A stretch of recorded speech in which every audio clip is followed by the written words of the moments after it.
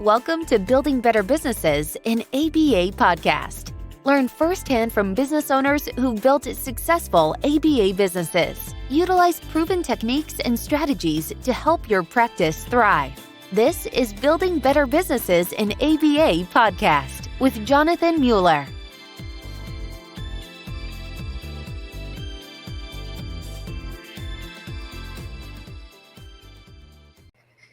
Tanner is the founder and CEO of Willow, ABA, a Colorado and Kansas-based ABA practice. And prior to founding Willow, Tanner ran business operations and helped establish compliance infrastructure at multi-state ABA providers.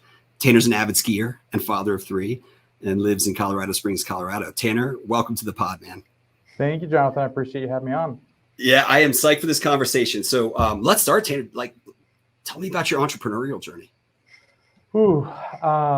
I spent about 6 years in the ABA field.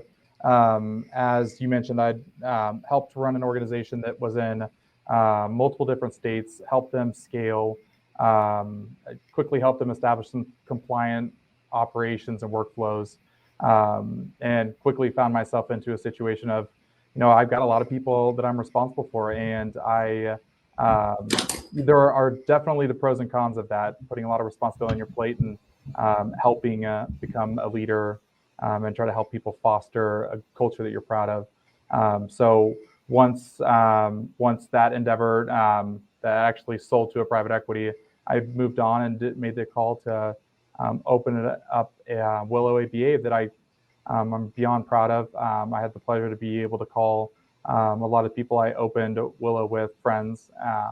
So it was a very simple decision to make sure that we set out to do what we knew we were capable of doing. It's building that organization that you always wanted to be a part of. That's I don't know. I highly value self-determination, right? In life more generally and in professional career. Well, that's amazing, dude. So, but let's get real, because entrepreneurship is sounds sexy, right? And I think there's this aura around it. And yet for every exciting milestone that someone might see from the outside, there's 10 obstacles and challenges and headaches that an entrepreneur faces. So what's the lowest of the low points you've had as an entrepreneur, and how'd you push through it? Oh man, lowest of lows. So opening up a company during COVID, supporting your family of 3 kids, along with putting the expectation, you got a whole team that you are responsible for. The low was going through all the trials and tribulations of trying to get the funding, trying to get our feet underneath us to be able to do the things that we knew that we needed to do in order to be able to hit the ground running. I got to a few lows during that period, but I guess the biggest thing is harboring any failures. Putting the failures all on your plate. So if the team fails, as the owner, oftentimes you don't think of it as the team failing, but it's you failing. So taking responsibility for literally everything that goes wrong within the organization, that's another low that you can quantify pretty quickly as an owner. Dude, that's a classic owner mindset, right? You remember the French, the guillotine, right? Yeah. I used to think if you're a P&L owner or an owner operator of an ABA practice, literally your neck is on the chopping block. You can't point to someone else and say, it's because of them. You only look back yourself. And that's the ultimate exciting part about being an operator, and candidly the scary part, right? And so that resonates. And it's opening during COVID. My hat is off to you, literally, dude. But you all provide services in Denver and Kansas City. How'd you make the decision to locate in those two states? So I originally grew up in Kansas City, and some of the best people that I've ever known are from Kansas City, and I feel like it is it's an underserved population, and there's definitely need. And I've always had a sense of community, wanting to make sure that we don't forget our roots, and we want to make sure that we plant our roots even deeper to be able to take on our responsibility to help others. But really the main thing is making sure you've got the right people. And it wasn't hard for me because I did have the right people in Kansas that I wanted to make sure I put in a position to be able to help us do some really great things. So it's kind of a 2-part answer from Kansas City. So I know that I'll always be back there on a regular basis. So that was easy. And then the other part is making sure you're growing around quality people. Because that's at the end of the day all we have, right? As a human services organization, it's the quality of our team. Absolutely. Heart and soul. Heart and soul. Heart and soul. So like there's a lot of listeners who are practice owners and maybe thinking about expanding into a second state or a third state. Like how do you know when's the right time for your organization to expand into that next new state? Oh gosh. Okay. Speaking strictly from personal opinion, it's knowing you've got the infrastructure to lean on. Someday there's going to come a time that you can't drive to a different state or you can't show up at a moment's notice. So making sure that you've established a structure where people are invested, and making sure that you've done your research to make sure that you aren't going to stretch yourself too thin. And I think that that's something in this field, everybody has found themselves at one point or another stretching themselves too thin. It's a really hard customer base that we serve. We talk to a lot of families that are sometimes they just bring you to tears. It's gut-wrenching conversations of talking to families about wait lists or access to care or some situations they're faced with residential options versus trying to find a provider right away. So not putting yourself in a position to grow because you think there's an opportunity or there's demand, but growing because you feel like you've got the right team and you've got the right ability to scale within your structure. What you said around like conversations with families will bring you to tears. And if you're an owner or operator that doesn't have that level potentially like of connection to understanding what a family goes through, you don't belong in this space. I mean, it's just, it is extraordinary the lengths to which the families we work with go to make sure their kiddos have, can live their best life. And so at the very least, as you point out, like an owner operator like needs to mirror that, right? And that's, I don't know, that feels like classic empathy and just an important component of being an owner to me. Well, now's a hard time, right? Great resignation. Yeah. Every ABA provider is facing it. In fact, I mean, like every business, it feels like is facing it. So like, how's the Great Resignation impacted you, Tanner? And like, most importantly, like, what are you doing about it? You can share with others. Well, I can't claim that I have the secret sauce by any means. One of the things that I've always really valued is empowerment, empowering my staff to build personal connections, making sure that we're really addressing the elephant in the room, and that's self-care. I think there is a huge issue within this field of, we spend so much time taking care of others that we forget to take care of ourselves. And it's mental health, I think, needs to come more to light. And I think that a lot of companies and organizations are starting to try to figure out ways to build in reinforcement structures that kind of factor that in. The Great Resignation, I feel like ABA has kind of always gone through some trials and tribulations of how they kind of monitor the retention issue that's growing. And I think one of the biggest ways that you can address that is just that personal connection, making sure that you're building a structure that allows for one-to-one training, making sure that there is a sense of community, making sure that there's that team-based mentality, and taking it back to why we're all doing this.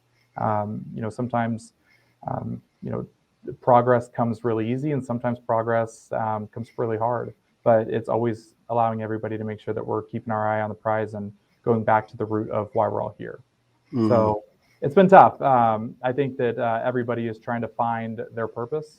And I think that maybe that's where the Great Resignation stems from, is feeling valued and feeling the validation of what you're doing every single day.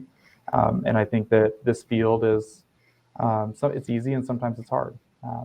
There's always a lot going on. So making sure that, you try to bring the team in together as much as possible.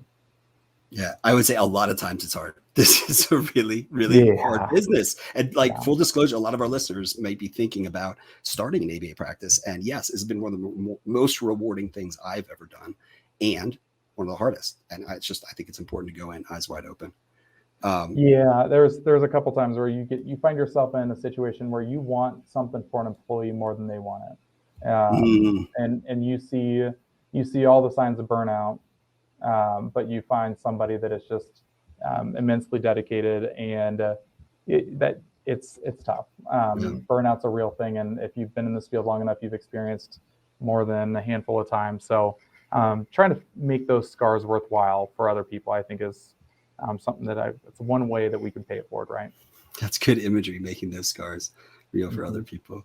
Well, Tanner, we got together, gosh, maybe a month or two ago, and we had an awesome conversation around like compliance. And I can honestly say, like, you are one of the very, very few people in our field that like truly geeks out on compliance. And so I want to talk about that a little, because you have a consulting practice, and that's your specialty. Tell me a little bit more about why you started your consulting practice and how you're helping the ABA field in compliance.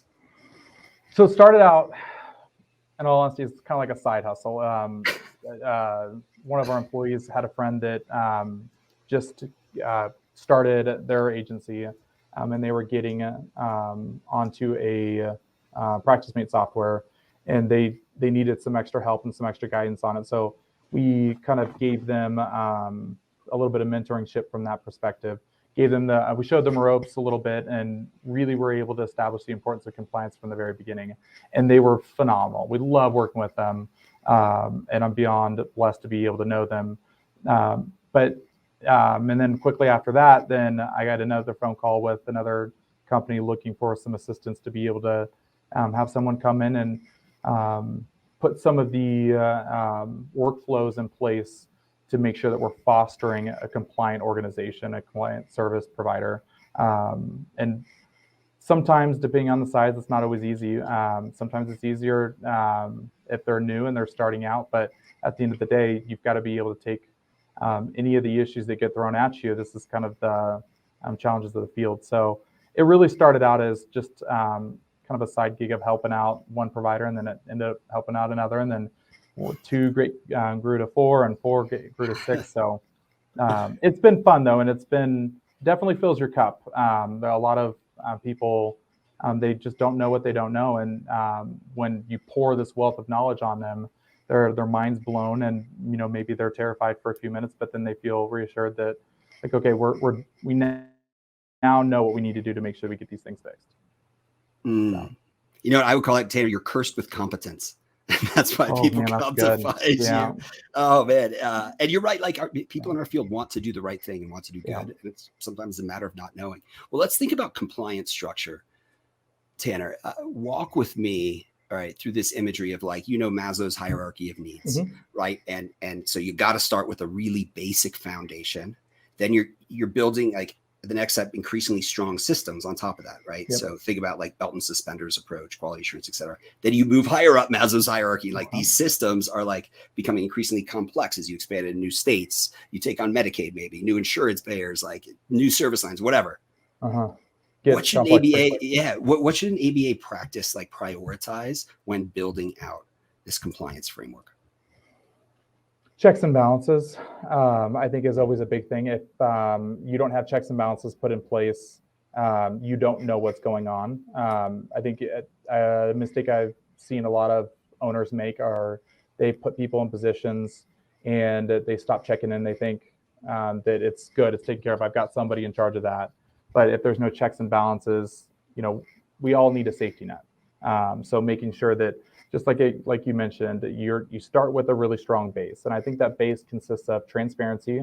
You got to tie compliance into your mission statement. You want to make sure that everything you are doing is compliance, not just with the payers, but with the ethical codes, with compliant procedures within your clinical practice, providing your services. So every layer has to have more and more detail than the next. And I think that as you begin to scale, you start to have different exposures that come at you that you've never seen before. So always being mindful of, it's a lot easier to start out the right way rather than trying to go back and clean up and then fix it moving forward. Oh man, it's like build it into your DNA is what I'm hearing from the get-go. Oh yeah, absolutely. Yeah, and reinforce it too, right? Yeah, reinforce it, exactly. And like, look, no one's no practice in the history of any healthcare practice, or I should say, listeners, like drop a comment in the notes if you have actually come across an organization that has never, ever, ever had a compliance issue in healthcare. It just happens. The question is how well, A, can your systems catch it? And B, can you learn from it and go through like a root cause process, I think, to then get a little bit better. And that's what continuous improvement's all about. And it's, yeah. And that's what's great about being able to get some outsiders' perspective. I mean, if you've got a company that you really respect, or you network, just get out there and talk to people. I think everybody is in the trenches together. And I think it's one of the things that as an owner, you begin to isolate yourself at some point. It's hard to practice self-care and preach it at the same time. Yeah. But I think that you're not going to get any better shoulder to cry on in those really tough times than another fellow business owner. So getting someone you respect, and maybe even see if they would mind taking a look at some of your operations and see if they can find any holes or flaws. I think that's a great way for us to be able to help each other out. Is, everybody does things differently. And I think everybody knows what to look for in certain aspects. But once you step outside that circle and then you look at it from a different angle, then you start to see things that you didn't see before. The power of collaboration. Yeah. Yes. So, dude, what's the gnarliest compliance issue that you've seen working with ABA providers, and what did you learn from it?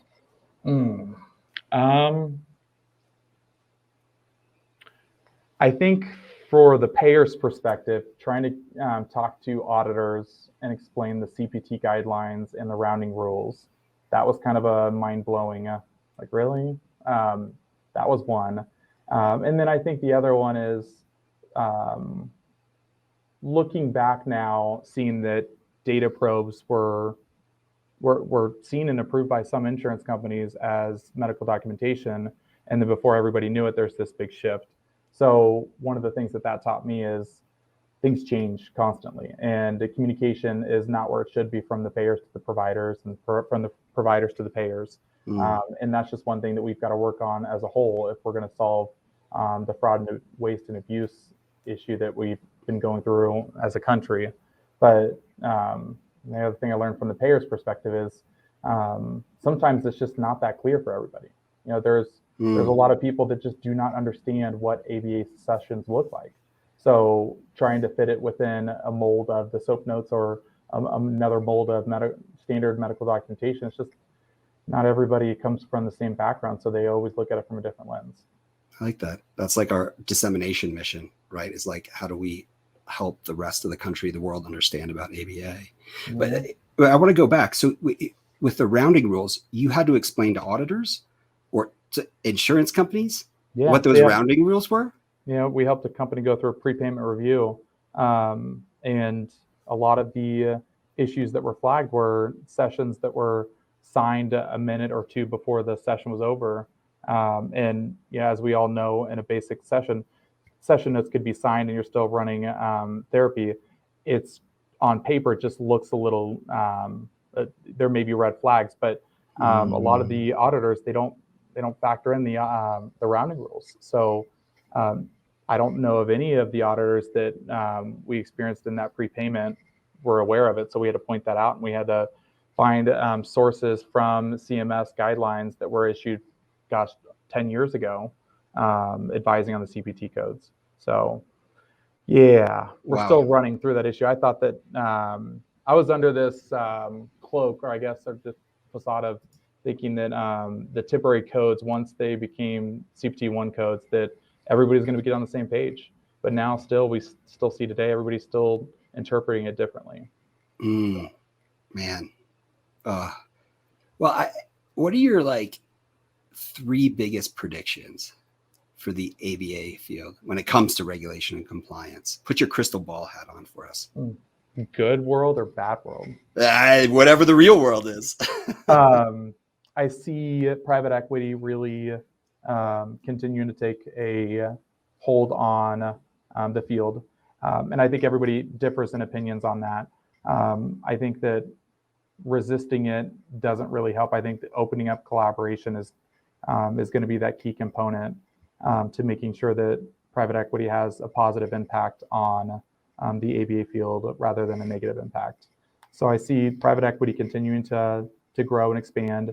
And then I think the next 2 years is going to be tough for ABA providers specifically with COVID and the drastic increase in telehealth services. I think that's going to come under intense scrutiny. So I really implore providers to get ready for that. And then also OIG's already issued guidance on looking into ABA claims for Medicaid. So there's definitely, I think the healthcare field, from at least what I've gathered from other individuals, is there's always specialties that seem to come on this little phase of scrutiny. And I don't think ABA is any different. I think it was DME a couple of years ago. There's substance abuse, even speech and OT. I've gathered that kind of went through this maybe 10, 15 years ago. But I think the sights are going to be set on ABA. It's a very expensive service. Putting it into scale, there are not many other services like ours. And I think there's a lot of people that struggle to understand why. And I think that where there's a lot of money, it's easy for the payers to chase the money. And we've gone through lots of issues in the evolution over the last 7 years, and the UNUM's doing a lot of work to get state mandates. And I think that there's been a lot of curveballs that have been thrown at us from the payer's perspective as far as medical necessity, criteria for service levels. There's place of service issues.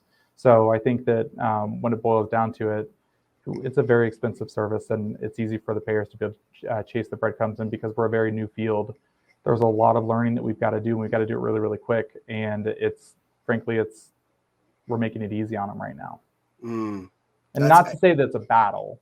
It shouldn't be a battle. We should really, as providers, we have to embrace the payers' a position in this, and we have to be understanding of there shouldn't be as many mistakes that's happening right now, and we've got to be accountable for it.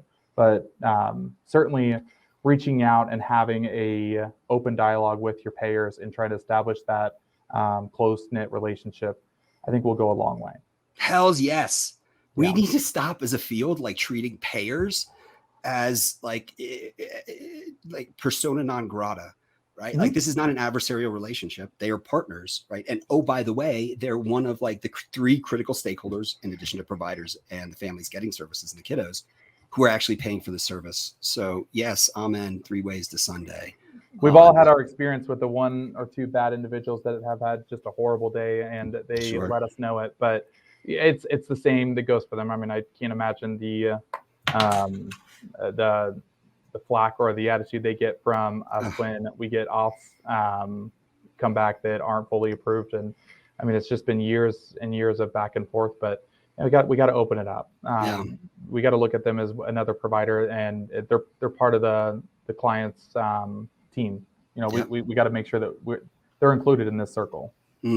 So this plays into my personal thesis for the field is we are moving toward a value-based care model that is paying for outcomes, not hours of service billed, much more quickly, I think, than most people would appreciate. So if you think about a value-based contract, and you had to pick a year that you think Willow ABA would be forced to sign your first value-based contract, what year do you think that is, Tanner? Gosh, probably next year. Colorado, North Carolina, I think maybe Nevada.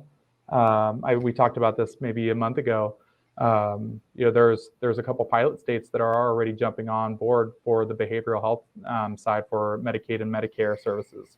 So it's not a matter of if, it's a matter of when. But the thing that, and I think I communicated this to you, is how do you effectively dissect quality when there are so many moving variables? Because nobody wants to set out and provide subpar care. And that's why I think it's great that we've got a lot of these organizations working really, really hard to establish the accreditation standards. I love that. I think it's come a long way. But at the end of the day, how do you differentiate between one provider and the next when you're just looking at raw numbers? So hard, particularly in behavioral health, right? Where every individual kiddo is a unique kiddo with a different set of outcomes. So ABA, practices out there, start at least with process measures, right? measure something, right? How long does it take to get a kiddo into services? What dosage, authorization, dosage fulfillment are you meeting, right? Just start with something and then communicate back to payers, right? Start building those authentic relationships now. Yeah, the goal is to work ourselves out of a job every single day, day in and day out. We want to get the kids in their natural setting. We want them to be able to thrive and learn on their own. We have to be able to get them those prereqs to be able to do that. We have to have a sense of urgency. And I think it's great because those that have that sense of urgency that don't want to have clients that are lifelong learners. They want to be able to help get them established and get them growing. I think that those providers will be rewarded. My fear is some of the more challenging cases that are more intense. How do we account for that? Because we can't create an environment that rewards working with clients that can excel faster. We have to be able to make sure that we don't leave anyone behind. So it's I think it's tough because the PDDBI with TRICARE, I think that things kind of backfired in terms of that, where they're trying to establish the value of care in some capacity, but it's more complicated than that. So just like you said, we have to start collecting as much data as possible, so that way we can make sure that we are establishing the clinical quality is there. How can we prove it? Yeah. Well, here's the good news. The road to success in value-based care runs entirely through clinical quality. Full stop. Yep. There's a lot of other conversations that would be fun to be had around this, but that's what it comes back to. Yep. Tanner, what's one thing that every ABA business owner or leader should start doing, and one thing they should stop doing?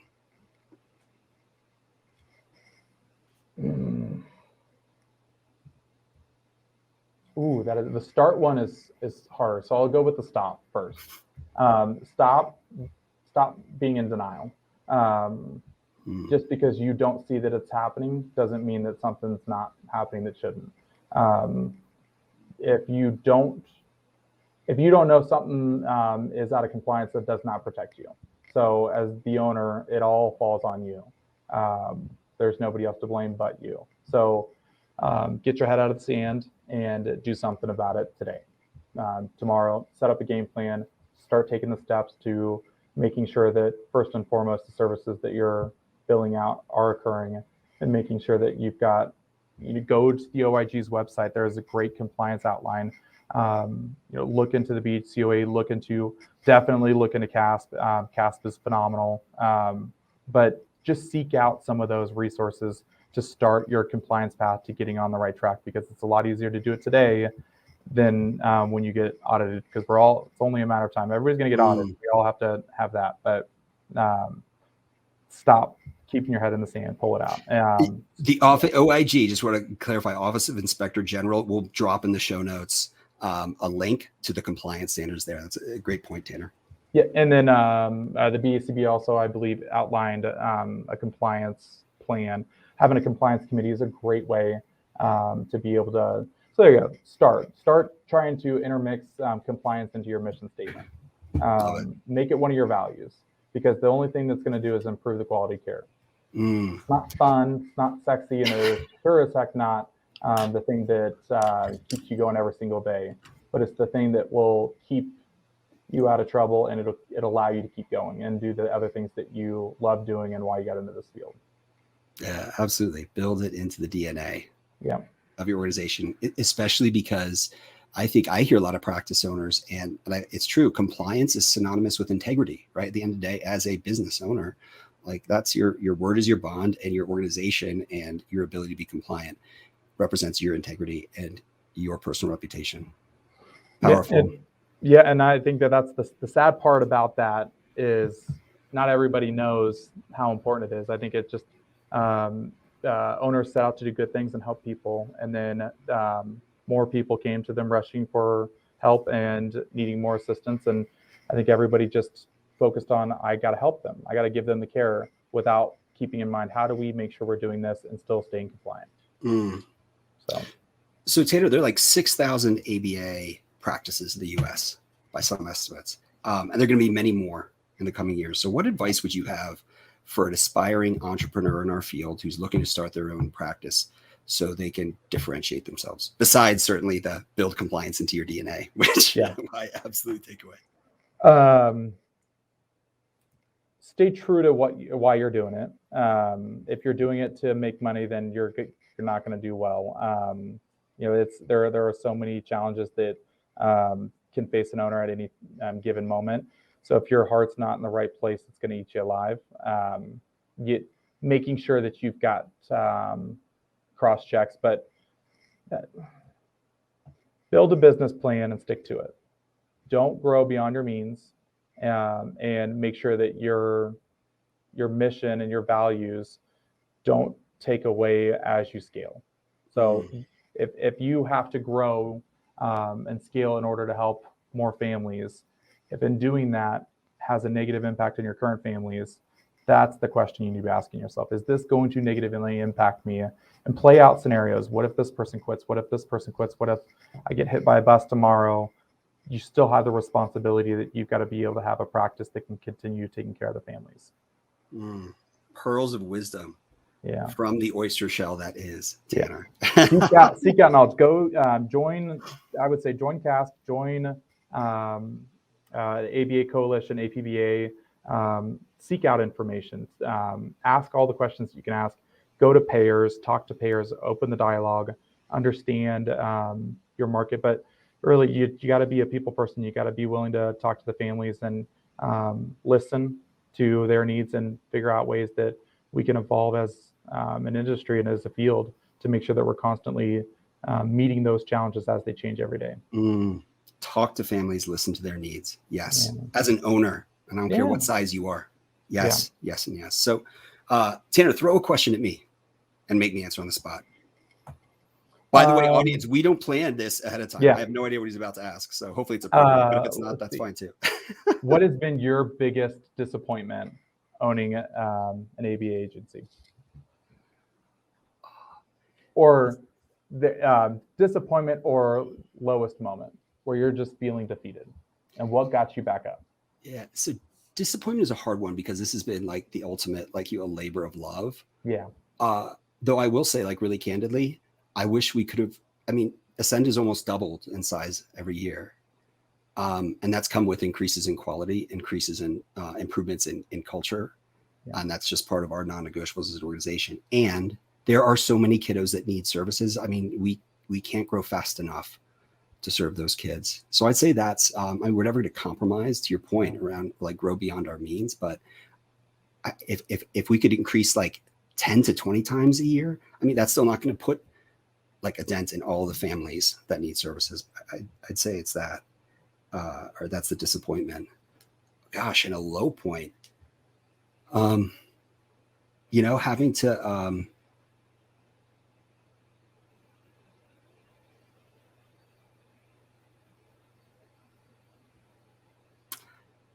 I make this analogy, Tanner, that when I, as an entrepreneur, you wake up every morning the first year just scared to death.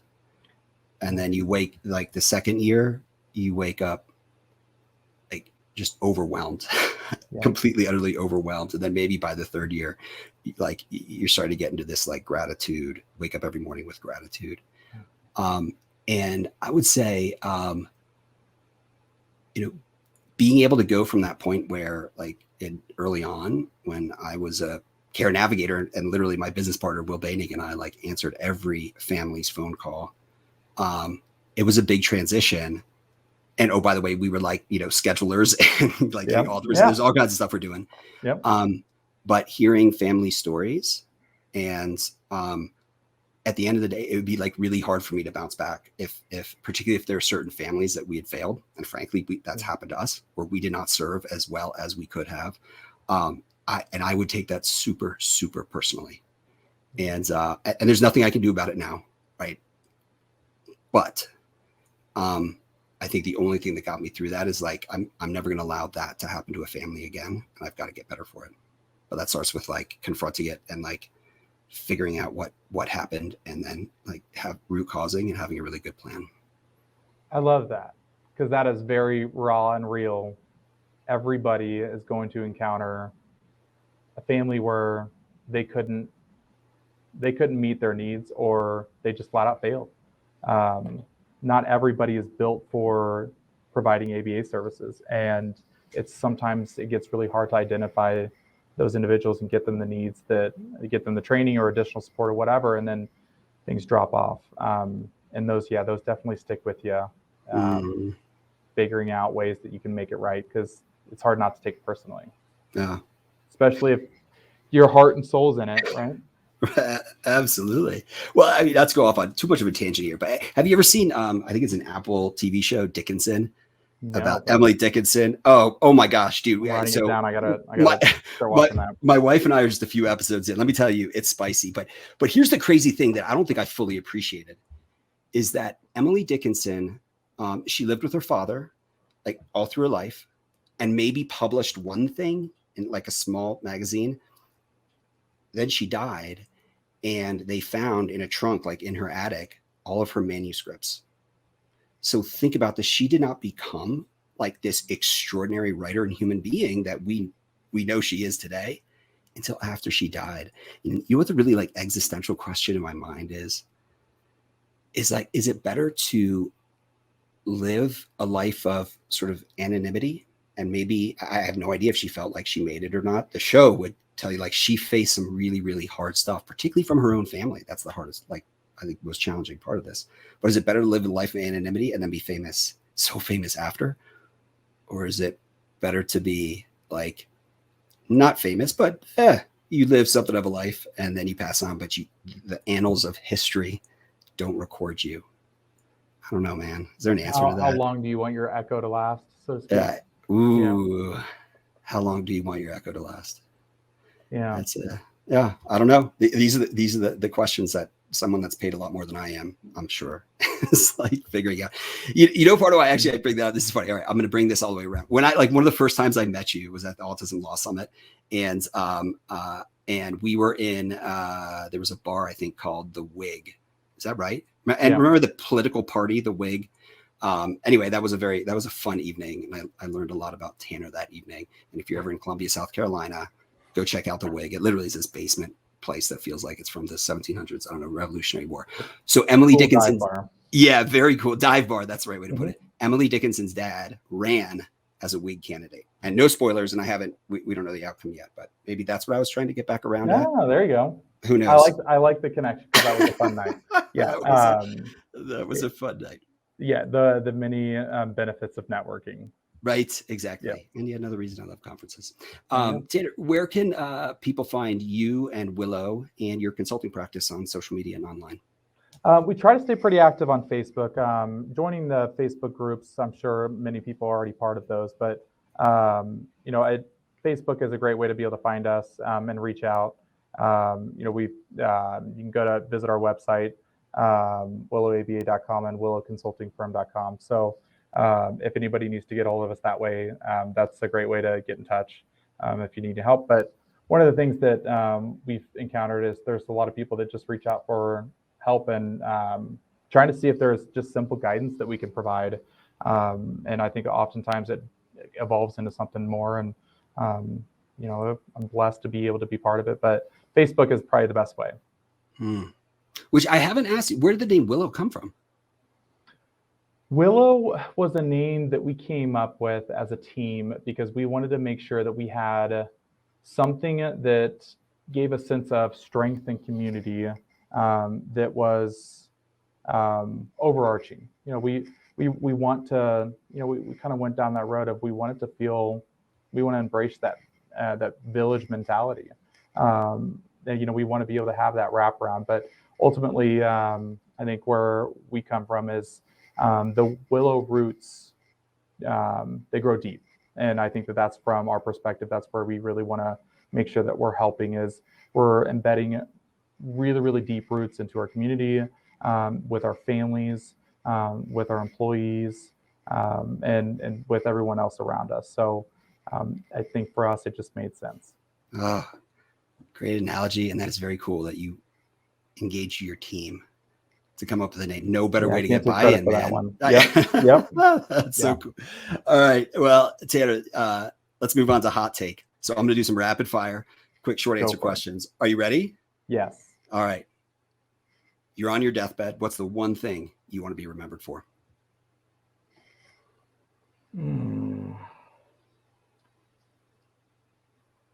That I was fiercely loyal and I left this world better than I came into it.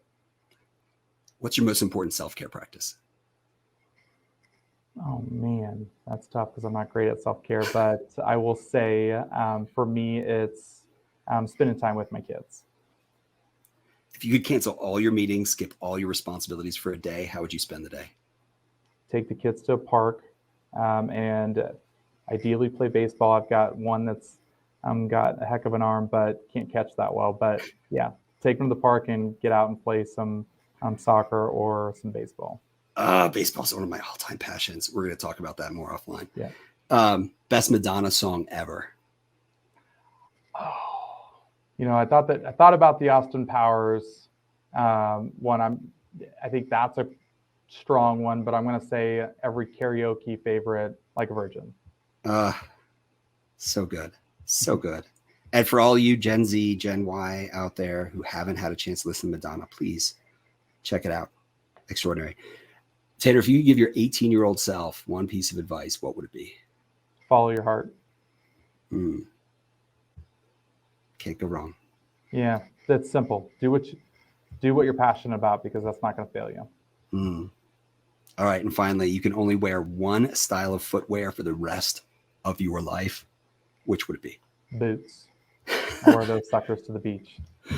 Like cowboy boots or like work boots? Like I'll say cowboy boots. I would say sandals, but I'm out here in Colorado, so that might not be the smartest idea. And I feel like tennis shoes is it's too simple of an answer. So you got to go with boots. I like it. Cowboy boots. Hey, that's my formal wear. So, Tanner, this has been an absolute pleasure. Thank you, man. Yep. Thank you. I appreciate you having me on and let me preach the gospel of compliance. Right on. Take good care. All right. Bye. Bye. Thanks for listening to Building Better Businesses in ABA podcast. Stay tuned for our next exciting episode. In the meantime, please like, subscribe, share, and comment. We value your feedback.